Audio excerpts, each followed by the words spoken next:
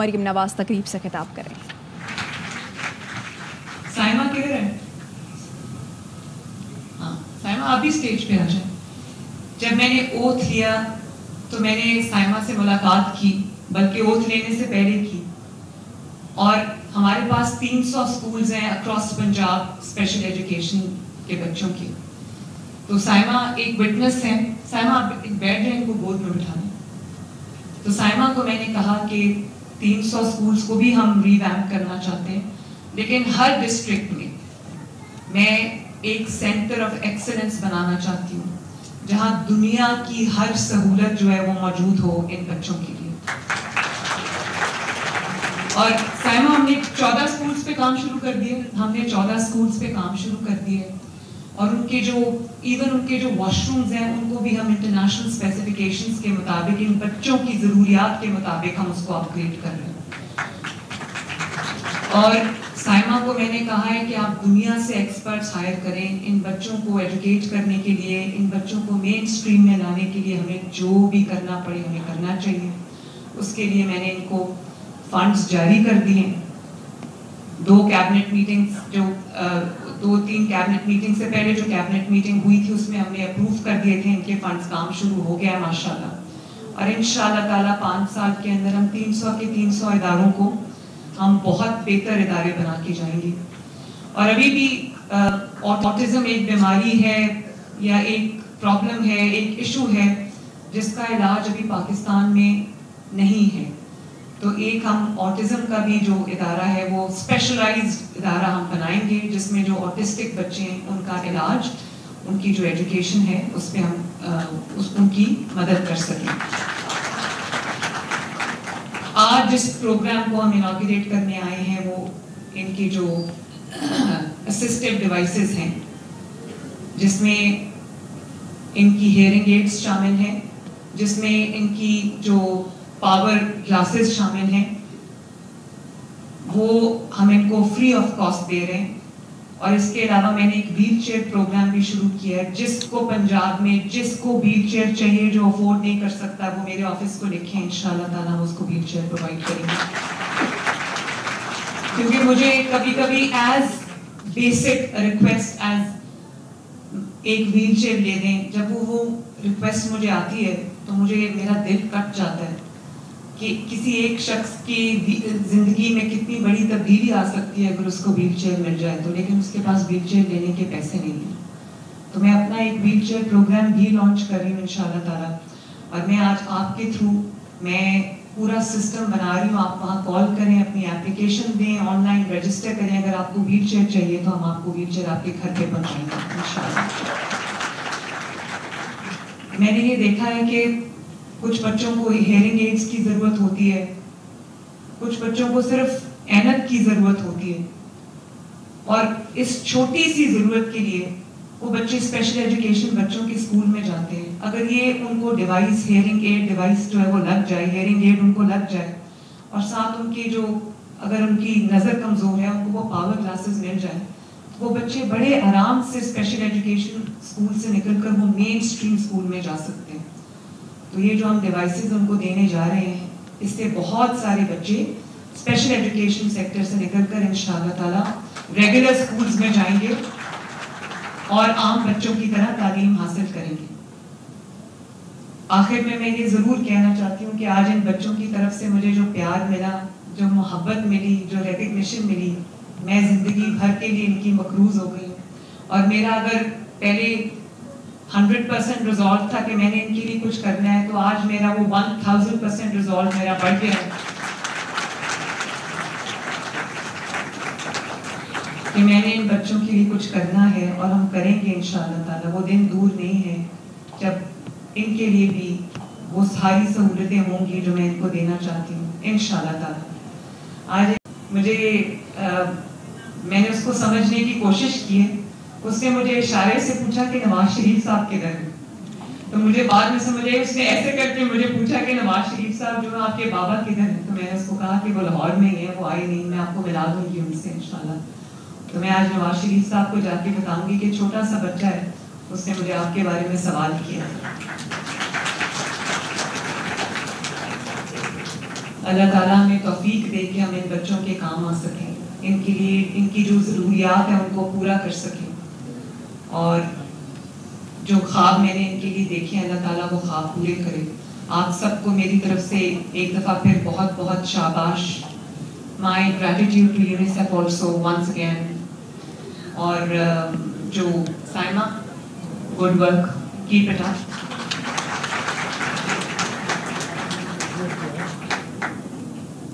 یہ بچیاں جو ہیں یہ دیکھ نہیں سکتی لیکن بہت جذبے کے ساتھ انہوں نے آج پرفارم بھی کیا ہے, اور مجھے ان سے بہت پیار بھی ملا ہے. میں ان بچیوں کو میرا بہت بہت پیار. اللہ تعالیٰ آپ سب کا حامی و ناصر ہو. بہت بہت شکریہ. Thank you very much. Welcome back. آغاز میں آپ کو بتائیں کہ پاکستان کی اسپیس ٹیکنالوجی کے میدان میں بڑی کامیابی. پاکستان نے دوسرے جدید کمیونیکیشن سیٹلائٹ MM-1 کو خلا میں بھیج دیا. پاک سیٹ MM-1 کو چین کے شی چانگ سیٹلائٹ لانچ سینٹر سے خلا میں بھیج کر پاکستان نے عظیم سنگ میل عبور کر لیا. 5 ٹن وزنی سیٹلائٹ جدید ترین مواصلاتی آلات سے لیس ہے. MM-1 کو مدار تک پہنچنے میں 3 سے 4 دن لگیں گے. سیٹلائٹ سے ملک بھر میں تیز ترین انٹرنیٹ کی فراہمی یقینی بنائی جا سکے گی. یہ جدید ترین سیٹلائٹ اسپارکو اور چائنیز ایروسپیس انڈسٹری کے باہمی اشتراک سے بنایا گیا ہے. سیٹلائٹ لانچنگ کے وقت قومی ترانہ پڑھا گیا. کراچی میں اسپارکو ہیڈ کوارٹرز پاکستان زندہ باد کے نعروں سے گونج اٹھا.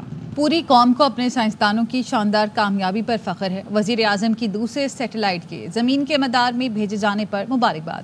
شہباز شریف نے کہا پاک سیٹ MM-1 کی لانچنگ سے قوم نے عظیم سنگ میل عبور کر لیا جو پاکستان اور چین کی مضبوط شراکت داری کا مظہر ہے. سیٹلائٹ نہ صرف مواصلاتی نظام میں نئی روح پھونکے گا بلکہ تیز ترین انٹرنیٹ کی سہولت فراہم کر سکے گا جس سے ای کامرس, اقتصادی سرگرمیوں اور ای گورننس میں بہتری آئے گی.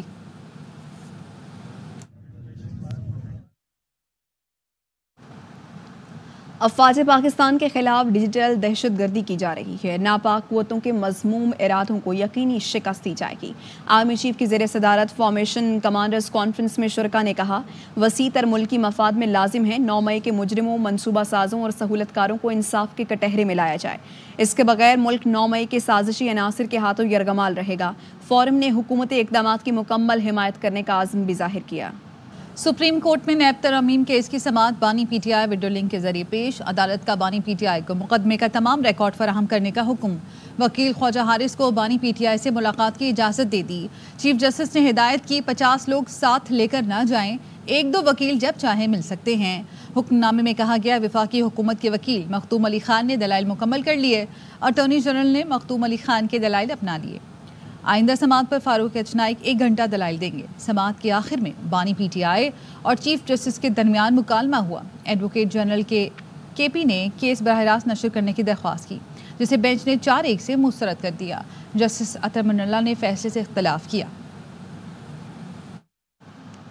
نیب ترمیم کیس کی سماعت کے دوران وزیر اعظم کے بیان کا تذکرہ. جسٹس جمال مندوخیل نے کہا وزیر اعظم نے کالی بھیڑیں کہا ہے جس پر اٹارنی جنرل نے وضاحت کی یہ الفاظ موجودہ ججوں کے لیے استعمال نہیں کیے گئے.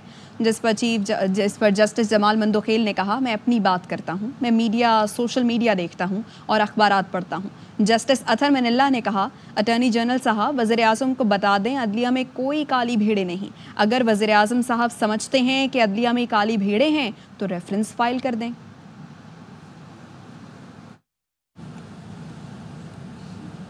خاور مانیکا پر احاطہ عدالت میں تشدد کا مقدمہ PTI وکلاء کے خلاف درج کر لیا گیا.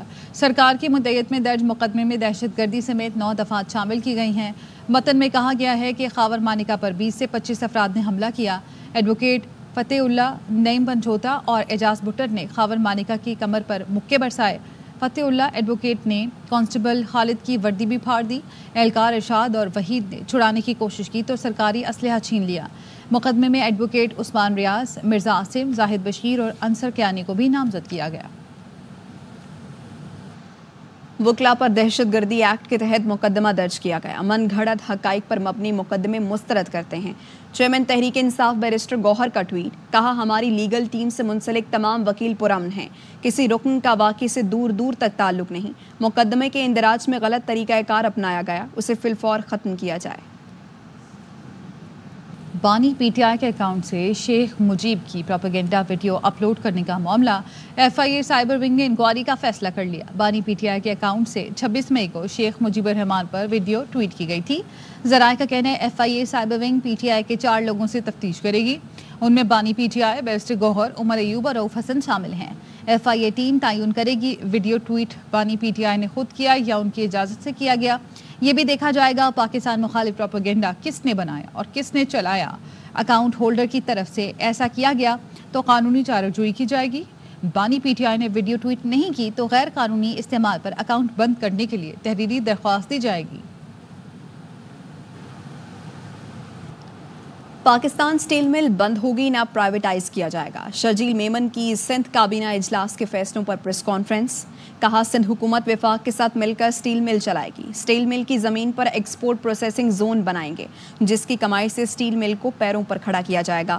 شرجیل میمن نے کہا تعمیراتی ملبہ سڑکوں نالوں پر پھینکنے والوں کے خلاف ایکشن ہوگا۔ کسی بلڈر یا شہری نے ملبہ پھینکا تو پولیس گرفتار کر لے گی۔ سندھ میں سولر پارک اور منی گرڈ اسٹیشن سے صارفین کو 100 یونٹ مفت بجلی دینے کا منصوبہ تیار۔ سندھ حکومت نے بجٹ میں رقم مختص کر دی۔ مزید جانتے ہیں انجم بہاب سے۔ جی انجم۔ نے کہا ہے کہ 100 یونٹ تک بجلی صارفین کو مفت دی جائے گی اور یہ سولر پارک کو منی گرڈ اسٹیشن سے دی جائے گی اور پہلے مرحلے میں یہ 100 یونٹ کے عوام کو دی جائے گی۔ انہوں نے یہ بھی کہا کہ سولر انرجی اور منی گرڈ اسٹیشن کے لیے 5 کروڑ روپے بھی رکھے گئے ہیں اور یہ بجٹ میں فیصلہ کیا جائے گا، جبکہ سولر پینل کی 2 لاکھ سولر پینل دیے جائیں گے 80% سندھ حکومت اور 20% عوام سے پیسے لیے جائیں گے۔ انہوں نے یہ بھی کہا کہ سندھ میں 5 لاکھ گھر ایسے ہیں جہاں سرے سے بجلی موجود نہیں ہے، وہاں بھی بجلی پہنچانے کی کوشش کی جائے گی۔ ٹھیک ہے، بہت شکریہ آپ کا اپڈیٹ کرنے کے لیے۔ کراچی میں بلوچ آئس کریم کے مالکان کی گاڑی پر حملہ۔ گرو مندر چورنگی کے قریب 4 موٹر سائیکل سواروں نے گاڑی پر فائرنگ کی۔ کار میں سوار 5 میں سے 2 بھائی جاں بحق اور 2 زخمی ہو گئے۔ 5 افراد راجو آئس کریم کے قتل کے ملزم تھے اور پیشی کے بعد عدالت سے واپس آ رہے تھے۔ افضل خان کی رپورٹ میں دیکھیے۔ نون لیگ کے رہنما طلال چودھری گفتگو کر رہے ہیں۔ عدلیہ پر پریشر ڈالتے ہیں، ریلیف ملتا ہے، تو سب کرنے کا مقصد کیا ہے کہ جتنی افراتفری اور ڈی سٹیبلائز پاکستان ہوگا اسی میں سے گنجائش نکلے گی اور عمران خان کو ریلیف ملے گا اور پھر یہ سمجھتے ہیں کہ شاید ان کو پھر کوئی ملے کہ کندھوں پہ بٹھائے اور وزیر اعظم ہاؤس لے جائے۔ ان کے تمام کرتوت اور گناہ جو ہیں وہ یکسر معاف کر دیے جائیں، جیسے پہلے سٹے پر سٹے اور پہلے بھی انہیں سہولتیں ملتی رہی ہیں۔ تو وہ اسی لیے یہ جو آرٹیکل نما ایک چھاپا گیا بیرونی جریدے میں، اسے تصدیق ہونا چاہیے تھا۔ اس پہ غلط معلومات ہیں، ان میں وہ چیزیں بتائی گئی ہیں جس کا حقیقت سے کوئی تعلق نہیں، اور یہ جو قیدی ہے یہ اس وقت سزا یافتہ ہے اور یہ پاکستان کی تاریخ کا واحد سزا یافتہ ہے جس کے پاس 7 کمرے ہیں، ایکسرسائز مشین ہے، کوک ہے، دیسی گھی والے کھانے ہیں، ڈاکٹر ہیں اور 24 گھنٹے کے ملازمین ہیں، اور اس کے بعد جھوٹ کہنا اور جھوٹ لکھنا، جھوٹ بولنا، یہ ان کی پرانی عادت ہے۔ نون لیگ کے رہنما طلال چودھری اہم گفتگو کر رہے تھے۔ انہوں نے کہا کہ بانی پی ٹی آئی نے جھوٹا بیانیہ بنانے کی کوشش کی ہے۔ بانی پی ٹی آئی جھوٹا بیانیہ بنانے کے ماہر ہیں۔ سب سے زیادہ پرتعیش قیدی بانی پی ٹی آئی ہیں۔ تاریخ کا سب سے پرتعیش قیدی عمران خان ہے۔ ایسی سہولتیں پاکستان بلکہ دنیا بھر میں شاید ہی کبھی ملی ہوں۔ یعنی یہ اسی طرح ہی ہے جیسے آپ نے کوئی ہوٹل بک کروایا ہو اور وہاں پر بتایا جائے کہ ایکسرسائز مشین ہو، وہاں پر کوک ہو، وہاں پر 7 کمرے اس کے پاس ہوں، اس کے بعد اس کی ایکسرسائز مشینوں سے لے کر ڈاکٹر کی سہولت 24 گھنٹے ہو، اس کے پاس وہاں جو قیدی کے لیے ملازم کی سہولت 24 گھنٹے ہو، اور اس کے باوجود وہ جھوٹ بولے اور کہے کہ وہ قید تنہائی میں یا وہ کسی موت کی کوٹری میں رہ رہا تھا۔ اصل میں انہوں نے دوسروں کی موت کی کوٹریوں میں رکھا، کال کوٹریوں میں رکھا، ان پر کیمرے لگائے، کیمروں سے ویڈیو دیکھتے تھے، ٹھٹھے اڑاتے تھے۔ اصل میں جو خود کرتے رہے ہیں یہ وہی ان کے جھوٹ بولتے ہیں۔ اور اس کے بعد آپ پھر ایک انٹرویو بین الاقوامی میڈیا کو دیا گیا، اور بین الاقوامی میڈیا جو کہ کریڈیبل میڈیا ہے انہوں نے بغیر تصدیق کے پہلے بھی کچھ چیزیں چھاپی اور اب پھر تو انہیں تصدیق کر لینی چاہیے تھی. ان کی کریڈیبلٹی اس سے داؤ پہ لگی ہے.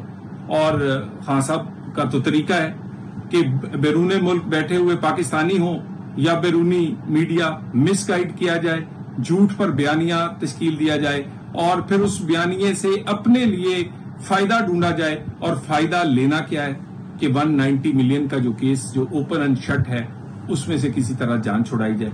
اس کے لیے پہلے 1971 کی ایک ویڈیو لگائی گئی, جب اس پہ پورے پاکستان سے اس پہ ایک رسپانس آیا اور لوگ کھڑے ہو گئے تو پھر اس سے مکر گئے.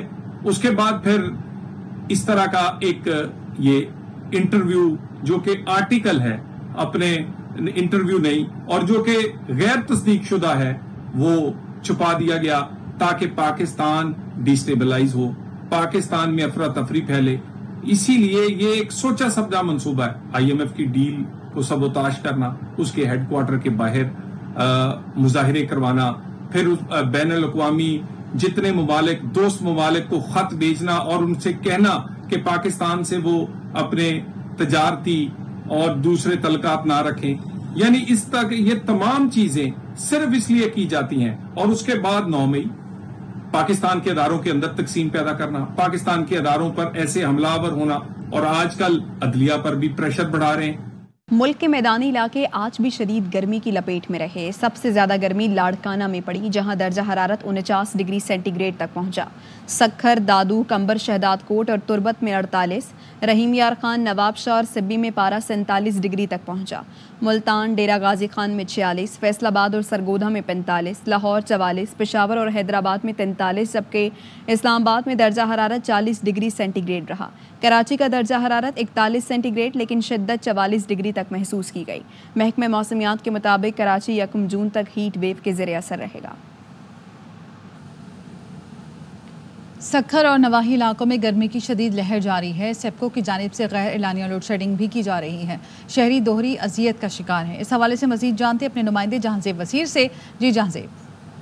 روڑی, سالیہ پٹ, پنو آکل اور اس کی گردنواں کے علاقوں میں ان دنوں گرمی کی شدید لہر جاری ہے. شدید گرمی کی وجہ سے جو شہری ہیں ان کی نقل و حرکت کافی کم ہو چکی ہے. ٹریفک بھی معمول سے کم ہے. اس وقت بھی محکمہ موسمیات کے مطابق سکھر کا ٹیمپریچر 44 سینٹی گریڈ ریکارڈ کیا جا رہا ہے, جبکہ 49 سینٹی گریڈ تک جانا متوقع ہے. تو دوسری جانب سیپکو کی جانب سے بھی غیر اعلانی لوڈ شیڈنگ میں اضافہ کر دیا گیا ہے. شہر کے مختلف علاقوں میں 8 سے 10 گھنٹے تک کی غیر اعلانی لوڈ شیڈنگ کی جا رہی ہے. جو شہری ہیں وہ کافی پریشان ہو چکے ہیں. اس تپتی گرمی سے بچنے کے لیے طبی ماہرین کا کہنا ہے کہ اگر کوئی شہری اپنے گھر سے باہر کسی ضروری کام کے لیے نکلتا ہے تو گرمی اور دھوپ سے بچنے کے لیے سروں کو ڈھانپے, جبکہ ٹھنڈے مشروبات کا بھی استعمال زیادہ کیا جائے تاکہ اس گرمی سے بچا جا سکے. اب تک کے لیے اتنا ہی. مزید خبروں اور اپڈیٹس کے لیے دیکھتے رہیے ARY نیوز.